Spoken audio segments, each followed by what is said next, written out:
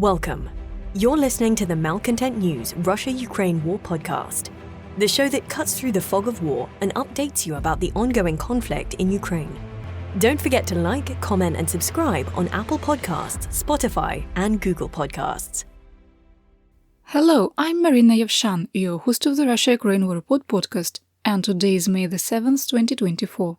It has been 3,753 days since Russia started covert military operations in Crimea, 10 years and 77 days since the start of the Russia-Ukraine war, and 2 years and 74 days since Russia expanded its war of aggression. Today's podcast looks at events that happened on Monday and Tuesday morning. During the podcast, you will find the Russia-Ukraine war map helpful to visualize the areas discussed. A link is in the podcast description. There are map updates today. The Russia-Ukraine War Report is compiled by our team from around the world. Today's report includes information from our direct contacts and journalists in Ukraine, the Russian Ministry of Defense, the General Staff of the Armed Forces of Ukraine morning reports, operational commands north, south and east of Ukraine, open source intelligence, our in-house team of analysts and geospatial experts, and pro-Ukrainian and pro-Russian male bloggers in social media channels with a track record of trying to be accurate. We have one mission, the truth, because the truth matters.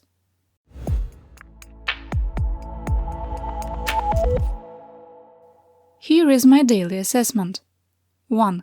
We maintain there is an elevated risk of large-scale drone and missile attacks against Ukrainian civilians and civilian infrastructure from May the 7th to May the 10th, due to the inauguration of Russian autocrat Vladimir Putin and the May the 9th Victory Day celebrations in Russia. 2. Ukrainian personnel shortages are extending deployment times, limiting troop rotations, and forcing combat ineffective units to maintain defensive positions, which is contributing to Russia's ongoing tactical advances. 3.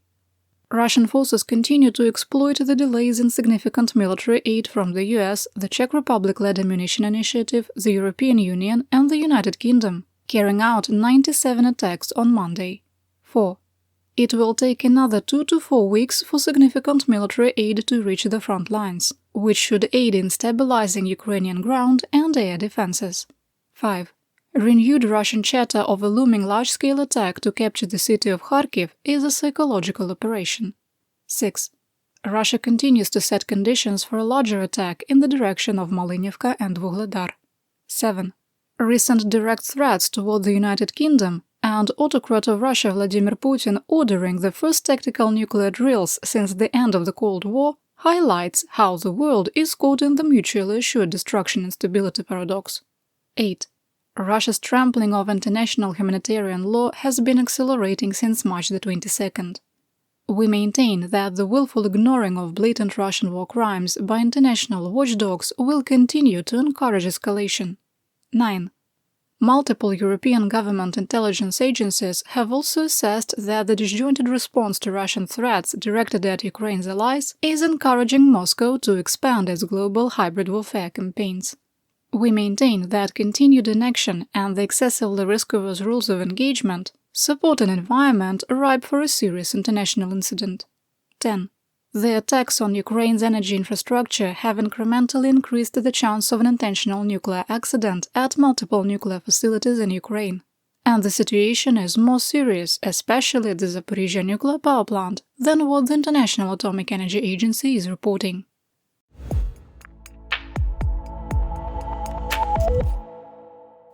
After an active weekend, Russia launched a small number of attacks targeting civilians and civilian infrastructure. In the Kharkiv Oblast, the VKS, that's the Russian Aerospace Forces, bombed Zolochiv again, targeting the Children's and Youth Sports School, the Village Council building, the Palace of Culture, the Emergency Services Department, and the court. 10 homes were also damaged, and the boiler room for the State Medical University was destroyed. 1 person was wounded. Russian shelling of the village of Kivsharivka wounded a 79-year-old man. The number of people wounded by the VKS bombing of the city of Kharkiv on Orthodox Easter climbed to 16, and local officials reported 2 more people were wounded by the bombing of Monachinivka. In the Donetsk Oblast, the settlement of Kostantinivka was shelled, wounding 4 civilians. Russia shelled the border village of Ugroyide in the Sumy Oblast, wounding 3, including 2 children. All the victims are in hospital. The village is just outside of the 5-kilometer Russia-Ukraine border mandatory evacuation zone. Sumy Oblast officials reported that the energy infrastructure facility near the city of Sumy, damaged during an attack on the evening of May the 5th and the 6th, was hit by a Shahed-136 one-way drone and caused 400,000 people to lose power.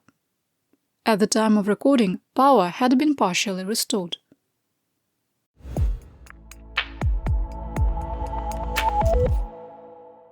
Here is today's action report. On May the 6th, the General Staff of the Armed Forces of Ukraine, or GSAFU, reported Russia carried out 97 assaults across the line of conflict.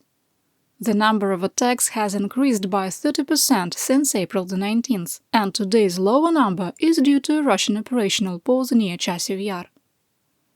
On the night of May the 5th and the 6th, 13 Iranian-sourced Shahed-136 one-way drones targeted the Sumy region, with 12 shot down. A Kh-59 air-to-ground guided missile was also shot down over the Dnipropetrovsk region. During the weekend, the Commander-in-Chief (CIC) of the Armed Forces of Ukraine, Colonel General Oleksandr Syrsky, visited the front lines near occupied Avdiivka and Marinka. Quote, "Having from the very beginning a numerical advantage in personnel, weapons and military equipment, the enemy attacks the positions of our troops daily. Our task in these conditions is to hold the occupied lines and positions, use artillery fire, strike UAVs and all means to inflict maximum losses on the enemy and exhaust him. I made all the necessary decisions to strengthen the defense with reserves and allocate an additional number of missiles, ammunition, EW, quick sidebar, that's electronic warfare, and UAVs. I'm sure that this will help our units successfully repel enemy attacks and inflict significant losses on them." Unquote. The rest of today's analysis is in the Theaterwide section, because someone needs to change the sign. It's been 0 days since a Russian government official has threatened nuclear war. Now let's talk about what happened on the battlefield. There were several changes in territorial control, and this is a good time to open up our war map. There's a link in the podcast description. Ready? Here we go.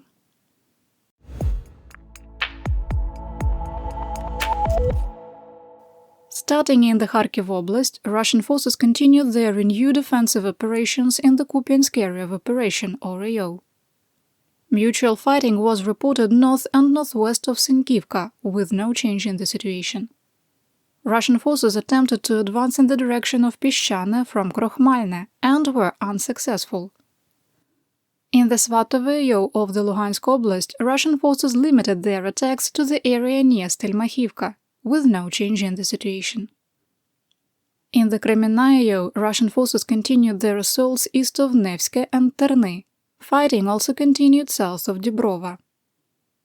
Finally, near Siversk, Russian forces continued their attempts to advance on Bilogorivka from the east and on Verkhnyokamyansk from Zolotarivka.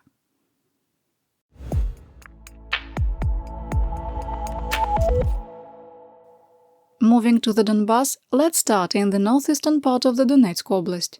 In the Siversk and Soledar AOs, Russian forces continued significant attacks southeast of Vyimka and south of Rozdolivka, with no change in the situation. In the Kostantinivka AO, the temporary bridge recently built by Ukrainian forces to cross the Siversky Donetsk-Donbass Canal north of the Novy microdistrict was destroyed. The bridge was visible on the May 2, 2024 Sentinel Hub Sentinel-2L2A low-resolution satellite images. The head of Ukraine's Council of Reservists, Ivan Timochko, said that Ukrainian forces destroyed the bridge and withdrew west of the canal. Several hours earlier, Operational Command East reported that Russia had destroyed the bridge. The main bridge between Chasiv Yar and Novy microdistrict, 220 meters to the south, is still intact, and Russian troops have not entered the area. A geolocated video after the bridge was destroyed showed a heavy dump truck burning. It appears to have just dropped a load of sand and gravel at the destroyed abutment. We can't verify which combatant destroyed the bridge, but the visual evidence supports that it was a Russian strike, and Ukrainian combat engineers were attacked while trying to restore the crossing. Both combatants reported that fighting was more limited east of Chasiv Yar, with ongoing artillery duels and the VKS carrying out airstrikes. Russian forces have likely entered an operational pause and will launch a significant attack on the Novy microdistrict in the next 24 to 72 hours. To the south, Russian forces continued their attacks north of Klishivka and southeast of Andriivka, with no change in the situation.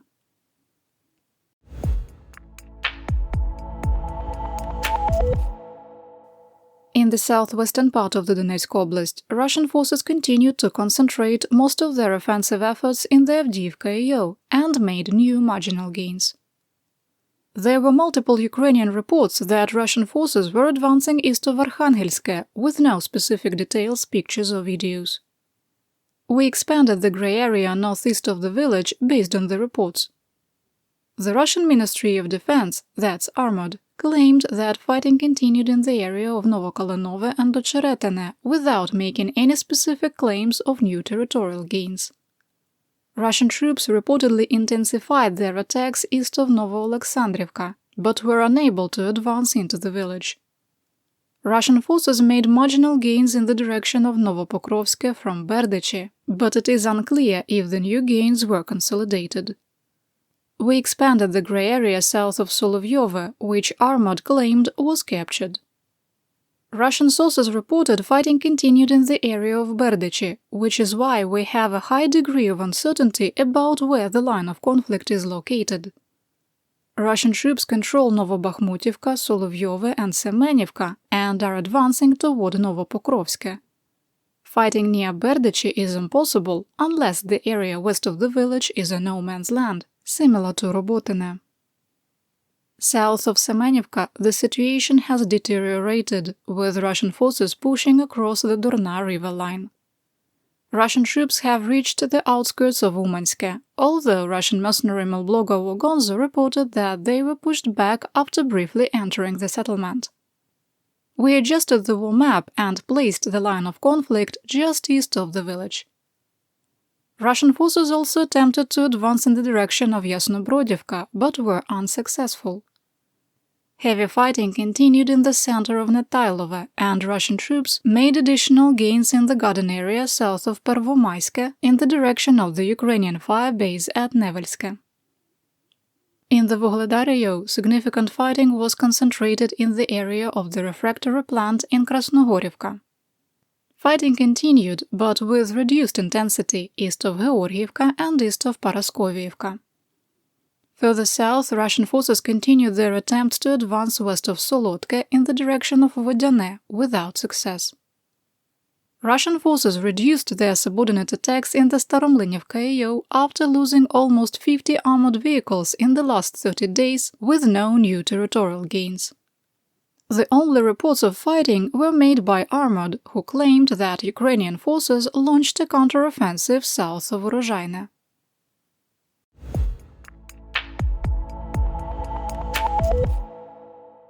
In the Orikhiv AO of the Zaporizhzhia Oblast, mutual fighting continued in the no-man's land in and south of Robotine, with no change in the situation. Astra reported that a 20-year-old worker at the Zaporizhzhia nuclear power plant was arrested in Energodar for a comment they made on Telegram celebrating the assassination of a Russian collaborator. Russian occupiers claim he wrote, quote, "What great news! We need to drink to this. Glory to Ukraine, glory to the Ukrainian nation." Unquote.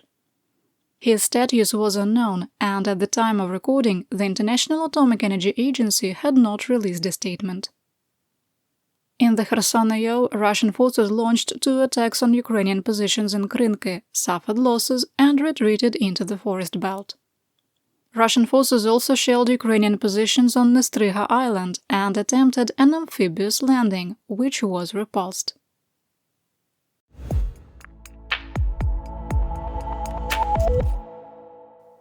Am I to understand that Russia lost another Black Sea Fleet ship? Yesterday, a Mahura Mark V Sea Baby uncrewed surface vessel, or USV, destroyed a Russian Project 12-150 Mongoose-class fast attack boat anchored in Vuska Bay near occupied Chernomorsk. A Mongoose-class vessel is 20 meters long and was designed to patrol coastal waters. It has a crew of 6 and is armed with a 14.5mm machine gun, 2 30mm grenade launchers, a DP-64 handheld anti-diver grenade launcher, and 2 Igla man-portable air defense missiles.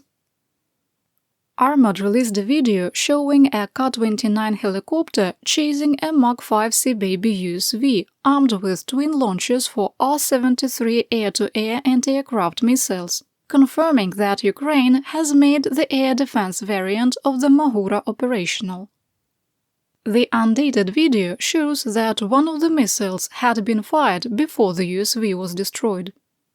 It is possible that a Russian Mi-24 attack helicopter that crashed off the coast of occupied Crimea on April 10th was instead shot down. New medium and high-resolution satellite images released by United States state media agency Radio Liberty strongly suggested that the May 4th ATACMS strike damaged or destroyed several Iskander-M missile launchers, but it is still not definitive. Armored claimed all 4 missiles were shot down, while Russian sources reported 2 launches and a stored Iskander-M missiles were destroyed. On May 4th, NASA Fire Information for Resource Management Systems showed a significant fire northwest of Jankoi at the missile launch site. You're listening to the Malcontent News Russia-Ukraine War Podcast. Our team of journalists, researchers, and analysts is funded by readers, listeners, and viewers just like you.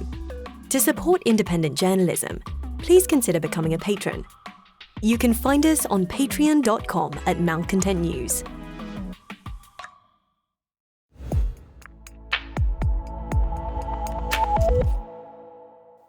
Here is my theater-wide update.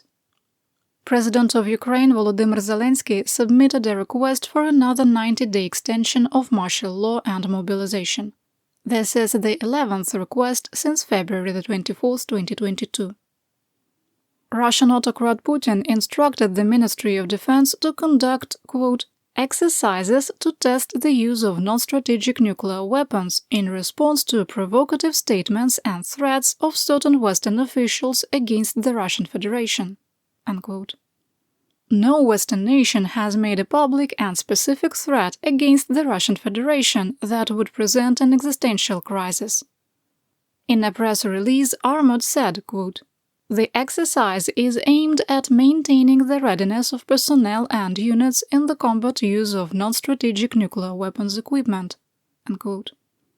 Shortly after the statement from Armored, the Ministry of Foreign Affairs of Russia said that, quote, the Russian Federation will perceive the appearance of F-16 aircraft in Ukraine as carriers of nuclear weapons, regardless of their modification. Unquote. This is a significant shift from earlier statements from the Kremlin that the F-16 is an outdated platform and inferior to Russian military aircraft. Foreign Minister Sergei Lavrov's statement bizarrely added, quote, whenever and wherever American-made ground-based intermediate nuclear forces missiles appear, the Russian Federation reserves the right to react in a mirror way. Unquote. The United States has not provided Ukraine with intermediate-range ballistic or cruise missiles, nor has any other nation. The longest-range versions of ATACMS Storm Shadow, Scalp-E, and even Taurus, which Ukraine does not have, are defined as short-range missiles. In contrast, Russia has fired thousands of intermediate-range missiles at Ukraine, including the Kh-101, Kh-32, and the Kh-47M2 Kinzhal. On at least 3 occasions, Russian intermediate-range missiles have violated Polish airspace. Moscow closed its statement declaring, quote, the regime in Kyiv and its Western inspirers should finally realize that their reckless steps are bringing the situation ever closer to the accumulation of an explosive critical mass. Unquote. The HUR, that's the main Defense Intelligence Directorate of the Ministry of Defense of Ukraine, dismissed the threats, saying there was no activity observed beyond words, and that nuclear blackmail is a stable practice of the Kremlin dictator Vladimir Putin's regime. Pentagon spokesperson Brigadier General Patrick Ryder told reporters, quote, "This is an example of the irresponsible rhetoric we've seen from Russia in the past. It's completely inappropriate given the current security situation." Why the threats? There are indications that US military aid and the European Union artillery shells promised in late March are reaching frontline troops. After Moscow's disinformation campaign failed to prevent Congress from restarting aid after a 7-month delay, the Kremlin has gone back to threatening nuclear war. As in the past, Kremlin spokesperson Dmitry Peskov will walk back the statements within the next 7 to 10 days, reminding the world that Russia does not have a first-strike nuclear doctrine and has a fundamental right to protect itself. Moving to assessment. Because NATO is still stuck in the post-Cold War era of de-escalation, which is not working, in our assessment, an opportunity to establish a partial no-fly zone in western Ukraine is being missed. Russia's position that any F-16 can carry and deliver a nuclear weapon is ridiculous, and the NATO alliance could make the same claim about Russian aircraft and, more importantly, cruise missiles. Additionally, Russia's threat about the use of NATO weapons on territory within Russia's 1991 borders is hollow. The Kremlin has repeatedly claimed that weapons provided by the US and UK have been used within the internationally recognized borders of Russia. The red line, according to Russian propaganda, was crossed months ago. Given the Russian missiles have repeatedly violated Polish airspace, and the Kh-47 M2 Kinzhal is capable of carrying a nuclear weapon, we believe NATO should call Moscow's bluff. The NATO alliance or certain European nations could declare that any Russian missile coming within 30 to 40 kilometers of NATO airspace will be considered a nuclear threat and will be shot down using air defense assets. NATO aircraft would never enter Ukrainian airspace, and Brussels could use the first Russian tactical nuclear drills since the Cold War ended as the casus belli. Almost 2.5 years of appeasement has not worked. The United States and the NATO alliance need to chart a new course. The biggest threat in this game of nuclear threats is not Moscow. It is continuing the failed policies of de-escalation.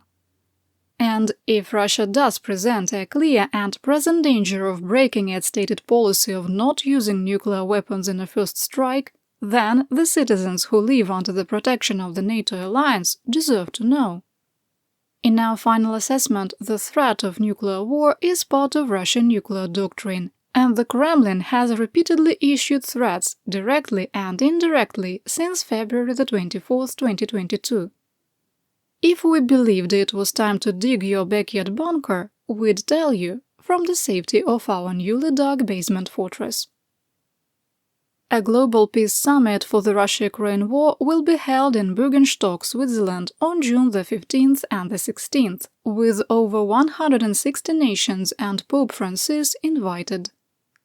Moscow has swung back and forth from complaining they had not been invited to the conference to stating they wouldn't attend even if invited because there is nothing to negotiate.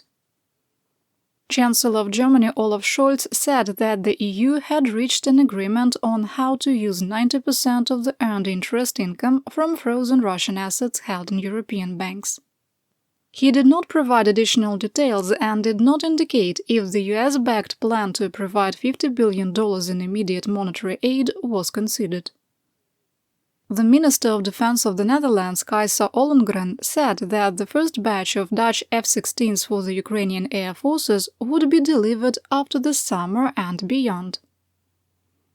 The Ministry of Digital Affairs of Poland announced they would continue paying for 20,000 Starlink internet terminals being used by the Ukrainian armed forces.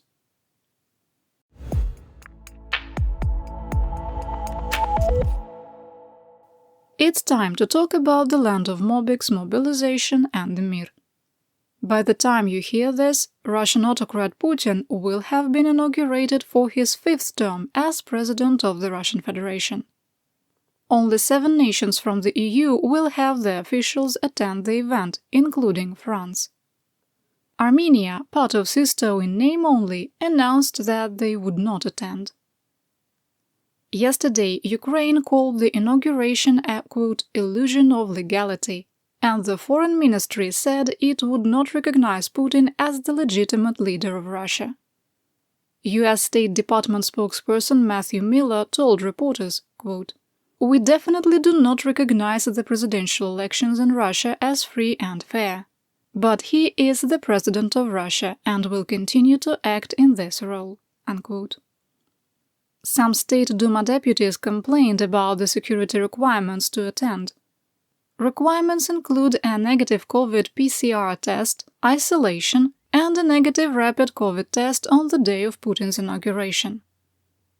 Russian state media agency Izvestia provided the final list of equipment that will be used during the May 9th Victory Day parade in Moscow. Only 8 leaders from foreign nations will attend what it described as a shortened event.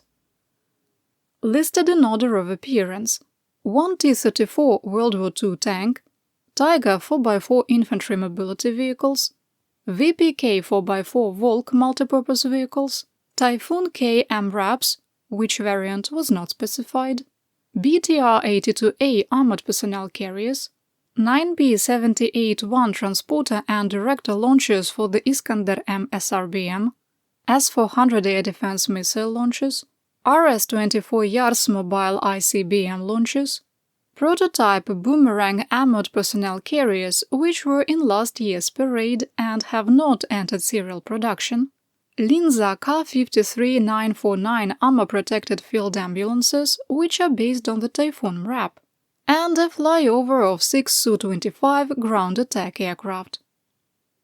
The most glaring omission is no modern tracked military vehicles and the absence of the T-14 Armata main battle tank. First introduced in 2014, the T-14 has been plagued with issues, including its main gun stabilization system, engine and transmission. Earlier this year, Moscow announced that the T-14 would not see service in Ukraine. In our assessment, the lack of the T-14 in this year's parade and the inability to start serial production or pass field testing suggests the program is dead. Through May 2nd, the Russian officers killed in Ukraine project has documented 4,041 junior, field and senior officers killed in action since February 24, 2022. This includes Lieutenant Colonel Vladimir Spiridonov of the 1528th Anti-Aircraft Missile Regiment, who died on April 30th, and Lieutenant Colonel Dmitry Prokopiev, the Chief of Artillery for the 331st Guards Airborne Regiment, 98th Guards Airborne Division, who died on April 16th.